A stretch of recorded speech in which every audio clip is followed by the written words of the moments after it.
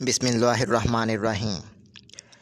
ناظرین، یہ کہانی ہے ایک بیوقوف بادشاہ کی۔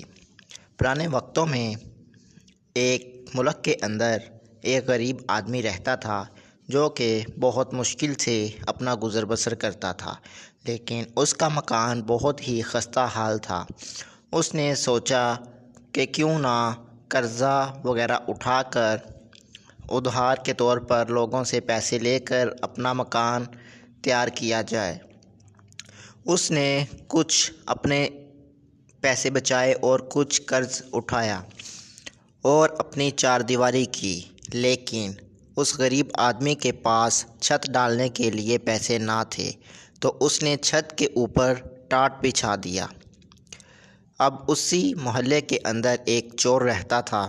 اس نے سوچا کہ اس کے پاس بہت زیادہ پیسہ آ گیا ہے، کیوں نہ اس کے گھر میں چوری کی جائے۔ ایک رات چور اس غریب آدمی کی چھت کے اوپر چڑھا تو ٹاٹ پھٹنے سے نیچے گر گیا۔ نیچے مالک مکان سویا ہوا تھا تو چور اس کے اوپر گر پڑا۔ مالک مکان نے بھاگ کر اس چور کو پکڑنے کی کوشش کی، لیکن اندھیرے کی وجہ سے نہ پکڑ سکا۔ چور وہاں سے بھاگ گیا۔ اگلے دن چور بادشاہ کے دربار میں حاضر ہوا اور اس نے اس غریب آدمی کی شکایت کی کہ آپ ایک غریب آدمی کے جس کے گھر میں چوری کرنے گیا اور اس کی چھت پھٹنے سے میں نیچے گر گیا، اس نے چھت کی جگہ پر ٹاٹ بچھایا ہوا تھا۔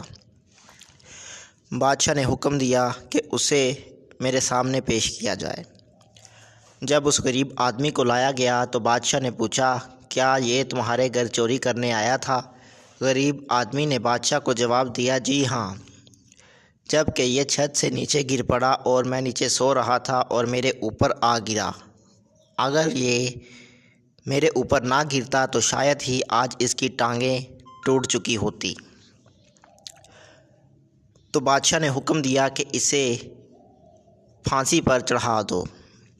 غریب آدمی نے بہت اصرار کیا، بادشاہ سے گڑ گڑا کر معافی مانگی، لیکن بادشاہ نے اس کی ایک نہ سنی۔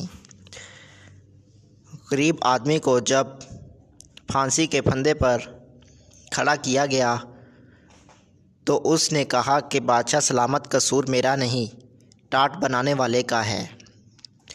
تو بادشاہ نے کہا کہ اسے چھوڑ دو اور ٹاٹ بنانے والے کو لے آؤ۔ جب ٹاٹ بنانے والے کو لے کر آئے تو بادشاہ نے اس سے پوچھا، کیا یہ ٹاٹ تم نے بنائے تھے؟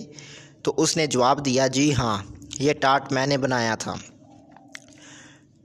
تو بادشاہ نے کہا کہ اسے پھانسی پر چڑھا دو، لیکن اس نے بادشاہ سے کہا، قصور میرا نہیں ہے، میرے گھر کے ساتھ ایک کبوتر باز ہے، جب میں ٹاٹ بنا رہا تھا تو اس نے کبوتر اڑا دیے اور وہ آسمان میں کلابازیاں لگا رہے تھے اور میں ان کو دیکھنے لگا، تو اسی وجہ سے میرا ٹاٹ جو کہ پہلے مضبوط بنتے تھے اسی لیے وہ کمزور بنے اور اسی لیے میرا ٹاٹ پھٹ گیا۔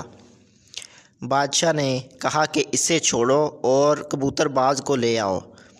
جب کبوتر باز کو لایا گیا تو بادشاہ نے کہا کہ اسے پھانسی پر چڑھا دو۔ تو کبوتر باز نے کہا کہ میرا شوق کبوتر اڑانا ہے اور ان کا تماشا دیکھنا ہے، کہ سارا قصور میرا نہیں بلکہ چور کا ہے۔ اگر چور کو پھانسی پر چڑھا دیا جائے تو سارے لوگ سکون کی نیند سو سکیں گے، کسی کو کوئی پریشانی نہیں ہوگی۔ بادشاہ نے کہا کہ چور کو پکڑو اور پھانسی پر چڑھا دو۔ جب جلادوں نے چور کو پکڑ کر لائے اور پھانسی کے پھندے کے نیچے کھڑا کیا تو اس کا قد ضرورت سے زیادہ لمبا تھا، اور جلاد بادشاہ کے پاس آئے اور انہوں نے کہا کہ اس کا قد بہت زیادہ لمبا ہے۔ بادشاہ نے کہا، کیا یہ بات بھی مجھ سے پوچھتے ہو؟ اگر چور کا قد زیادہ لمبا ہے تو کسی چھوٹے قد والے کو پکڑ کر لے آؤ۔ جلاد کے اور انہوں نے ایک چھوٹے قد کا غریب آدمی کو پکڑ کر لے آئے اور پھانسی کے پھندے کے نیچے کھڑا کر دیا۔ تو وہ گڑ گڑایا اور بادشاہ سے عرض کی کہ مجھے کیوں پھانسی پر چڑھا رہے ہو؟